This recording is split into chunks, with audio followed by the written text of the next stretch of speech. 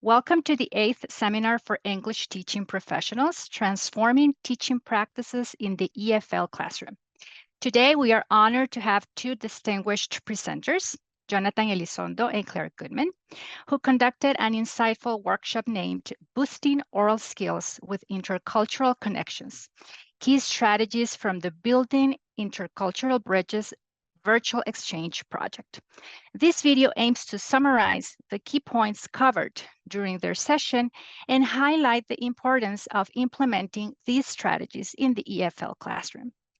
Jonathan Elizondo Mejias holds a master's degree in teaching English as a foreign language and a bachelor's degree in primary school teaching with an emphasis on English from Universidad de Costa Rica. He also has a bachelor's and licentiate in English teaching from Universidad Americana.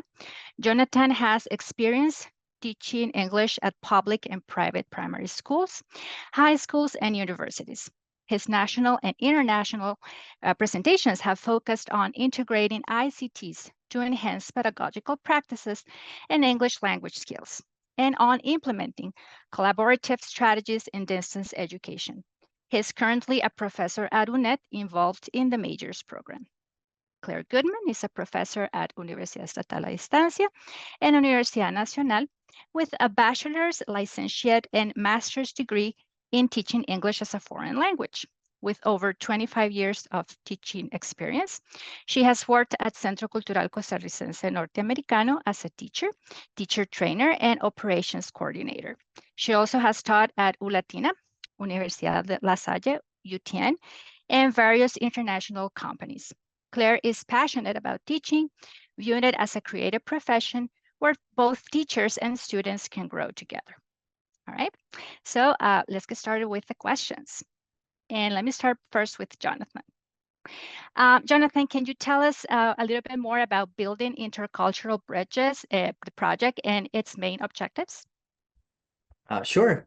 Thank you for having me and for this opportunity. First of all, the Building Intercultural Bridges project is an online virtual exchange where we pair students from Costa Rica, specifically from UNED, who are studying to become English teachers, and students from Canada. These Canadian students are learning Spanish as a second or as a third language because we have students from Alberta and students from Quebec. And so some of them are learning Spanish as a second or as a third language. And the objective is pretty much provide students with an opportunity to practice their language, to talk to native speakers or to other people or people other than the usual teachers and their classmates here in the country, and also to help them get better understanding of the other culture. So in the case of Costa Ricans, they learn more about Canada and their culture, and Canadian students get to know a little bit more about Costa Rican and our culture as well. In what ways does integrating technology, which is something you discussed in your presentation, enhance the authenticity and meaningfulness of speaking tasks in language learning? Okay, well, thank you for having me. It's nice to be here. Well, I think technology nowadays, as we know, plays a very important and pivotal role in society in general. So I think students having the ability, and we have the access now to technology that actually helps us connect with people from other countries around the world, such as in this case with the Intercultural project. So I think it helps them, you know, use different platforms. Obviously, I used a platform and Jonathan used a different platform for this particular project. But it's, I think, obviously, as it helps students greatly, and they get the chance exactly to see each other virtually because it's on like a chat. So it's a virtual chat. They get to see each other, really connect, I think, with each other in a different culture. They get to share, they can show pictures or things like that. I know I have seen some of those exchanges. So I really do think technology really needs to be used more in the classroom, definitely, to help everybody. Thank you, Claire. Jonathan, would you like to add something to that, given your strong background in ICTs? Yeah, I think that what we do through technology here is shorten the distance. We know that our students from Costa Rica, from UNED, many of them don't have the opportunity at this moment to travel abroad and to get to know other cultures. And the same happens for Canadian students. So what we're doing is shortening the distance and making sure they have these spaces where they can actually get to know a little bit more about another person, no matter where they are, whether being in Upala or San Carlos or Limon, which we have had students from those places, or also students from San Jose or Coronado. So the idea is that they get to exploit the use of technology and in order to help them become better in the language proficiency. Absolutely. That sounds very good. Now, could you describe the dynamics of these sessions? We have what's the role of the teacher, the role of the students, and perhaps provide some examples of the communicative tasks that were developed? Any of you? Oh, okay, I guess I'll go first, as like I said, I used a little bit of a different platform. So I use World Chat, which is an online platform. This was created by a Canadian teacher, French Canadian teacher. So she got the idea of obviously coming up with this particular tool to help teachers from around the world connect. So the idea is the teacher, obviously, you have to assign or match students up that have like similar likes and dislikes so that they have some things in common, first of all.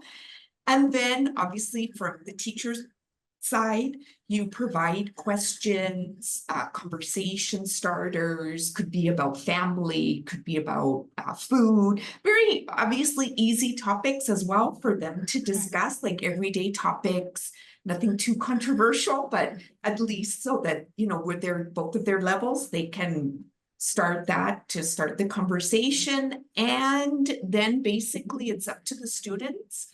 They are the ones who schedule obviously the chat session or the virtual chat session. They, in my case, they were French speakers and they were learning Spanish.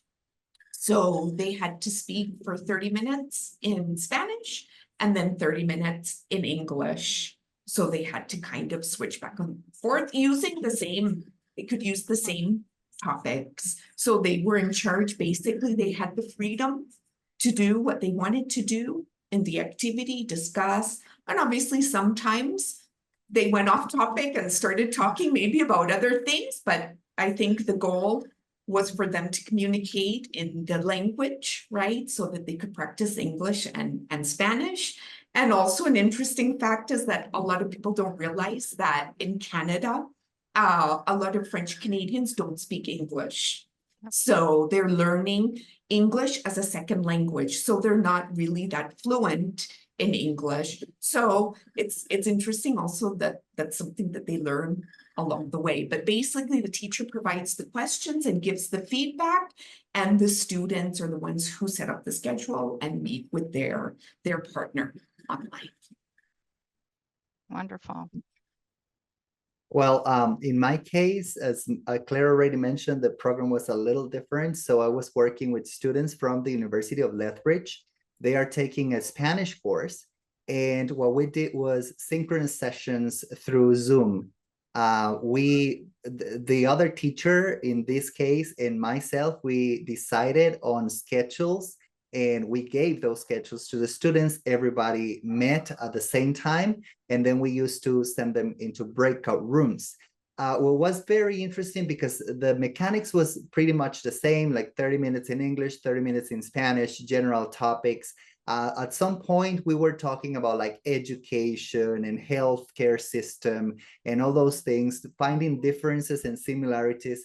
But also it was very interesting because we had students like Mexican students living in Canada, or we had a student from the UK living in Canada. We had a student from the Philippines as well. So it was richer than just Costa Rica and Canadian culture. It was more than that. And that was very, very good. And the role of the teacher was pretty much of a guide through the whole process. We were providing them with questions, guiding questions. But as Claire mentioned, they sometimes deviated a little bit, or they created their own questions as well. And the role of a student was very active. They were encouraged to use the language at all times. And I mean, those were the only two languages they could use to communicate, since they didn't know another language in this case. So it was pretty interesting. Oh, wow, sounds like a very enriching experience. Now, what impact have you observed on both teachers' instructional practices and students' language skills and cultural understanding as a result of participating in this project? Well, in my case, I think I have also gained more knowledge about culture, because being there, observing the students and giving them feedback, I was able to find out many things about Canada in this case, right? I was also able to guide Costa Rican students with sometimes some ideas that we have about our culture that might not be that right, or that might differ from person to person, some stereotypes about ticos as well. But also it was pretty interesting to me seeing my students, giving them more control, trusting in them that they are able to conduct a full conversation in the target language in this case. And I think for the students, I was able to see them gain confidence. The first session we had, they were very quiet. They were a little shy. They didn't want to talk a lot. They were just using the questions that we provided them. But in session number 5, which was the last session, time was not enough. They wanted to speak more. They were like, oh, teacher, 20 minutes or 30 minutes is not enough for us to finish. And they were so encouraged to talking, and they were more confident because they had already realized that they have the knowledge, and what they needed to do was to put that knowledge into practice. Wow, wonderful. Yes, I think to add, yeah, I think as teachers, I really enjoy these kinds of projects, and I think I've made some friends in Canada as well, that the teachers that I have had the pleasure to work with. So that's been really nice experience as well. Yeah, and seeing the students, I don't know, show pictures of fruits and different vegetables and things like that. And I don't know, it's very interesting. And even sometimes they would help the students in Spanish. They would start teaching them a little bit of like Spanish. Okay, no, Wow. but you have to do this, or you have to, use this the verb here or something like that. So they were even with their own language helping teach someone else, right? So I think that again, that really enforces the use of language learning. So yes, many benefits. Wonderful, very nice. Now, what are some practical tips or best practices for teachers who want to incorporate intercultural communication in their own classrooms? Well, I think using these tools, taking advantage of technology, really, because obviously it takes a bit of time and obviously dedication to be with the students, to communicate with the teacher, to communicate with the students as well. But definitely, I think that obviously trying to learn about the world around us is so important now. I mean, with technology, you can really, it's just amazing. I think it's amazing that we can, exactly what Jonathan was saying, you can travel around the world, right? With technology. And I think everybody gets the experience then. Maybe if I don't have the money to travel, but with technology, at least it gives you the means to go to another country and learn about somebody else's culture, which I think is priceless. I would tell teachers the most important tip is don't be afraid of doing something like this. Sometimes we start wondering, am I going to find another teacher in a different country? So we had the opportunity. Fortunately, I met this teacher in a conference and she was teaching Spanish. So we had a talk, we exchanged contact information, and then we started from there, right? Yeah. But we have also knocked on the doors of the US Embassy. We have knocked on the doors of other teachers that we know that are not from Costa Rica, that they might know other people. And so it's a matter of networking. And the more people you know, which I know we English teachers know a lot of people from different places, you can start asking and don't be afraid. People are really willing to, because these are real conversations, and they occur in a natural way, right? Yeah. So that would be the tip I would give teachers, yes. Absolutely. Now, is there a website or resource you would recommend people can check to know more about this project? Yes, I'm just going to see if I share my screen. I believe so. Just hold on a second. Okay, I'm just gonna show, obviously, the one that we were using. I have used it before, that this is like World Chat. So this is basically where you can go and sign up. It's for free. You can also, as a teacher, you can become like a member. So this is a World Chat website that you can go to as well. I can, if you want, I can leave the link. Obviously, it's up here. It says Okay, World thank you. Chat. Okay, live, and this is a great resource. Not just, obviously, it can be teachers from all around the world. So that's another resource that you can use.